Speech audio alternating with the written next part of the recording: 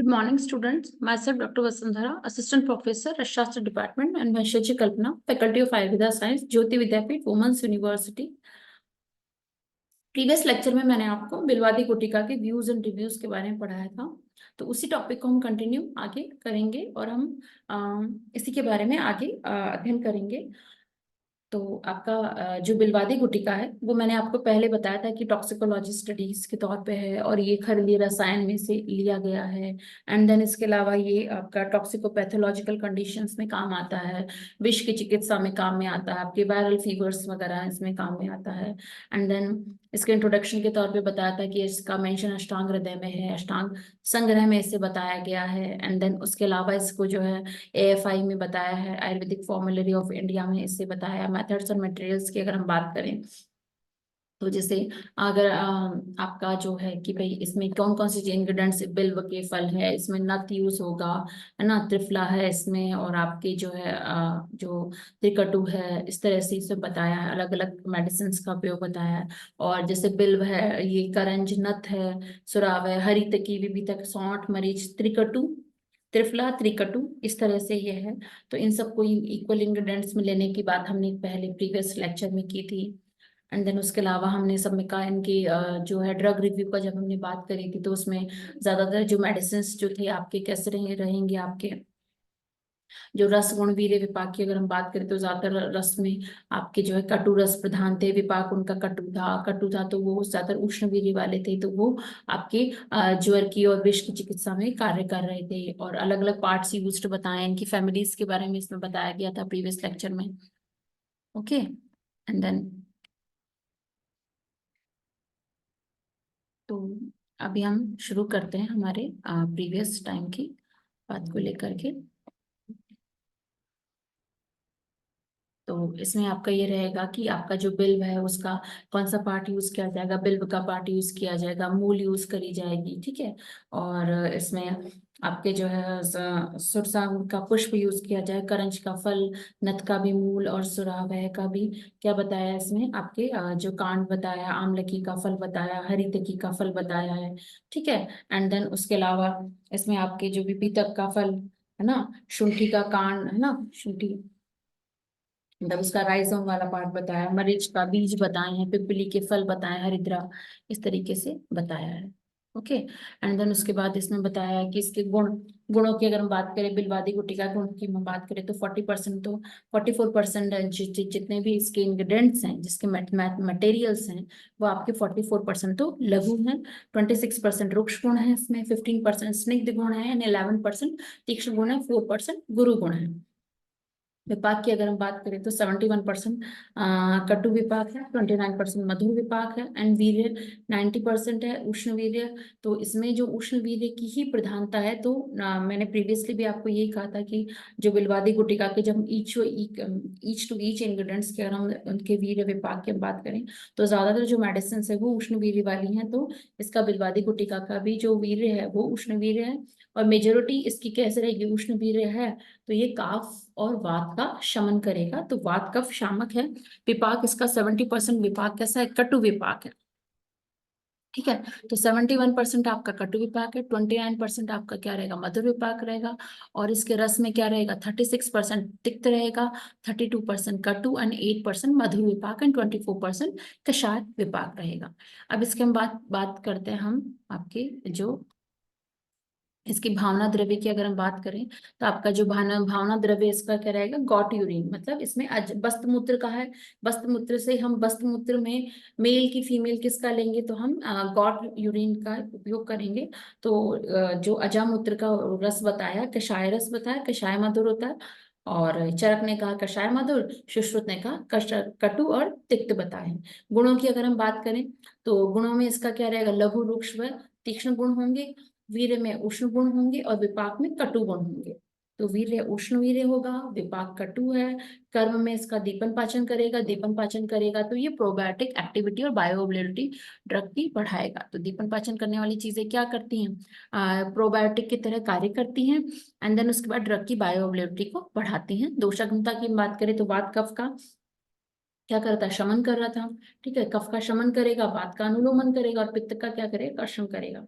ठीक है, तो थेरापेटिक एक्शंस की अगर हम बात करें तो काश, श्वास, शोफ एंड कामला, उदर, अर्श, कृमि, विश्व, कुष्ठ व पांडु, किलास, इन सब की चिकित्सा में काम आएगा।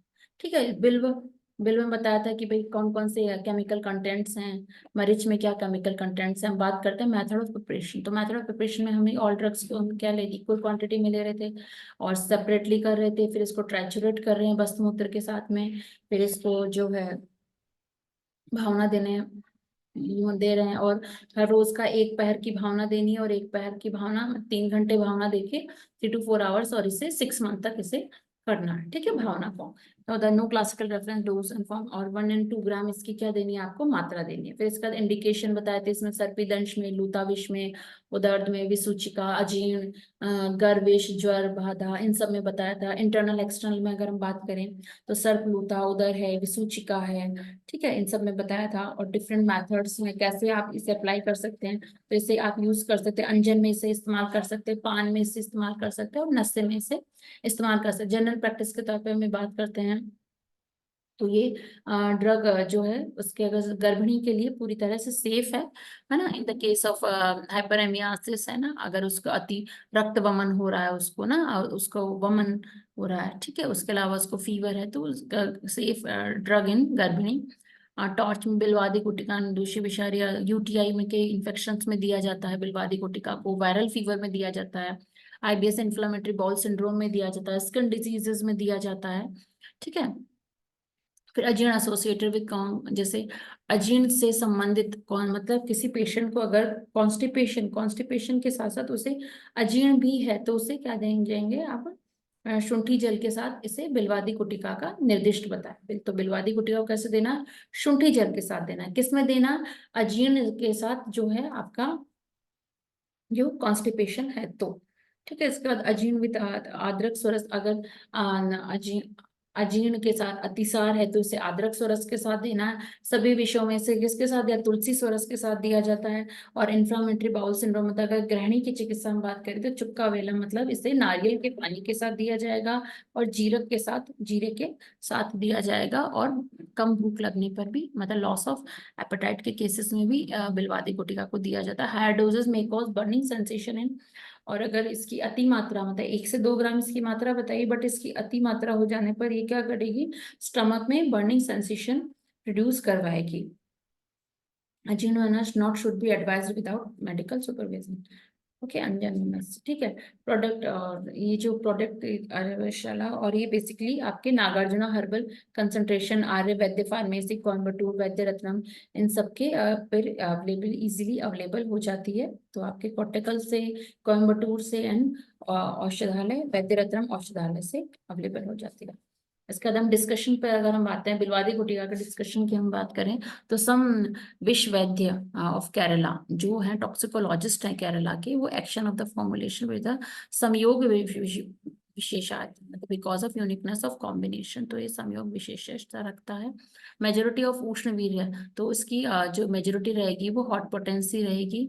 एंड इसमें रहेगा आपके कटु विपाक है, hence can not act as quickly as wish. तो इसमें रहेगा आपके उष्ण वीर्य रहेगा, कटु विपाक, और इसे ठीक है। तो इसका बेसिकली जो मेजोरिटी 90% कितना था, उष्णवीर्य था।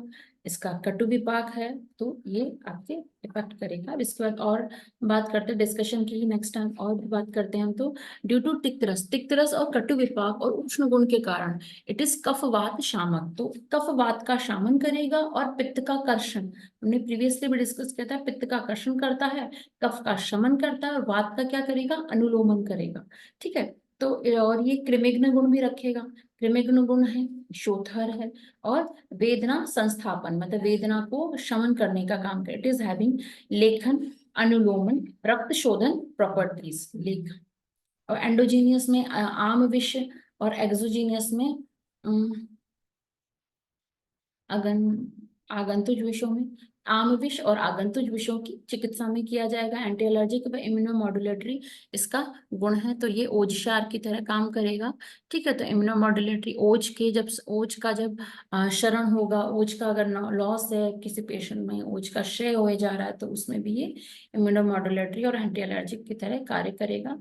ठीक है, अब प्रीवियस रिसर्च वर्क की हम बात करें तो बिलवादी गुटिका में प्रीवियस रिसर्च वर्क क्या क्या हुए हैं, तो इसमें प्रीवियस रिसर्च वर्क की हम बात करें, एफिकेसी ऑफ बिलवादी अगर रिड्यूस पेन में, स्वेलिंग में, इचिंग एंड विचर्चिक वृश्चिक विषयों में, जब वृश्चिक विष जो होता है स्कॉर्पियन बाइट के दौरान, जब उसका पेन कम करना हो, उसकी स्वेलिंग कम करनी हो, उसकी इचिंग कम करनी हो, तो उसके पे इसकी प्रीवियस स्टडी हुई है। बिलवादी अगर process significant anti bacterial effect and organs E coli एसोरस एंड स्यूडोमोनास आर्जिनियोसा कोलेरा, इन सब पे काम किया गया है। इसकी एंटीबैक्टीरियल प्रॉपर्टी दे, मतलब ये क्रिमिग्न भी है। एंटीमाइक्रोबियल एक्टिविटी बिलवादी गुटिका डिपार्टमेंट ऑफ, और बिलवादी गुटिका की तो प्रीवियसली क्या क्या स्टडी हुई, एक तो एंटीमाइक्रोबियल स्टडी हो चुकी है, और इसका एंटीमाइक्रोबियल इफेक्ट देखा गया, किस पे देखा गया, ई कोलाई पर देखा गया है, सुडोमोनास आर्जिनियोसा पे देखा गया है, कोलेरा पे देखा गया है। ठीक है, और इसके अलावा इस पे क्या दिया, वृश्चिक जो विष है स्कॉर्पियन बाइट में, इसका प्रीवियसली स्टडी हुई है, जिसमें इसका पेन स्वेलिंग, उस पर क्या इफेक्ट रहता है, उसको कैसे कम करता है, उस पर इसका प्रीवियसली स्ट्रक्चर हुआ है। ठीक है, और हिपेटोप्रोटेक्टिव इफेक्ट इसकी स्टडी हुई है पहले, कि इसका मतलब ये आपके लीवर को कैसे प्रोटेक्ट करता है इन कंपेयर ऑफ पैरासीटामोल, मतलब ठीक है। तो पैरासीटामोल इसमें एनिमल स्टडी हुई है, जिसमें विस्टर रैट्स को, इन सबको आपके जो है एक वन ऑफ ग्रुप को पैरासीटामोल दिया गया, वन ऑफ ग्रुप को बिलवादी गुटिका देगा। फिर दोनों की जो है इम्यूनोमॉड्यूलेटरी स्टडी करी गई थी, देन उसके बाद उसके लीवर को बाहर निकाल करके उनकी लीवर स्टडी करेगी हिपेटोप्रोटेक्टिव। ठीक है, तो उसके बाद उसका रिजल्ट ये आया कि protective of hepatocytes maintain normal liver physiology. ठीक है, तो हिपेटोसाइट्स जो सेल्स होती है उनको प्रोटेक्टिव करता है और नॉर्मल लीवर की फिजियोलॉजी को मेंटेन करती है Bilwadi Gutika. Further cause stabilization of plasma membrane and regeneration of damaged liver cell. ठीक है, तो प्लाज्मा सेल्स और डैमेज लीवर सेल को रीजनरेट करने का कार्य करती है। Effective hepatoprotection against the paracetamol induced liver damage in rats and elevated antioxidant strength and ameliorating oxidative stress. तो आपके हेपेटो प्रोटेक्टिव जो होगा पैरासीटामोल इसके हो जाएगा। ठीक है, तो इसमें हमने रेट्स पे इसकी स्टडी की थी, found the comparable the result of the silymarin and hepatoprotective drug is evidenced by hepatopathological studies. तो इसमें हेपेटोप्रोटेक्टिव ड्रग का इसमें आपको रिजल्ट देखने को मिला गया है प्रीवियस स्टडीज में। अब इसके बाद ये आपकी जो है आपका फार्मास्यूटिकल, तो इसमें हम जो है वस्तु मूत्र जो है गॉट यूरिन का quantity and quality of goat urine cow urine of bhavana, tulsi pushp and tulsi leaves की कंपेयर स्टडी की गई। ओवरनाइट सोकिंग एंड ट्राइचुरेशन का क्या रिजल्ट, बिलवादी अगर prepared the using tulsi pushp and 24 hours bhavna 4 time got urine with 6 hours after collections। तो इन सब पे comparative study की गई है। इसका कंक्लूजन के तौर पे ये आया कि तो बिलवादी गुटिका को किस पे काउंट किया गया, इन सभी स्टडीज के दौरान जो हम प्रीवियस जो हमने देखा उसके आधार पर इसे क्या बिलवादी गुटिका को फर्स्ट एड ड्रग में काउंट किया गया है। ये एक तरीके की प्रिवेंटिव एंड क्यूरेटिव ड्रग है। We should the brain storm and the possibility of Ayurvedic toxicology in combating recent intermediation. ठीक है, तो आयुर्वेदिक टॉक्सिकोलॉजी एंड इंटिमिडेशन है।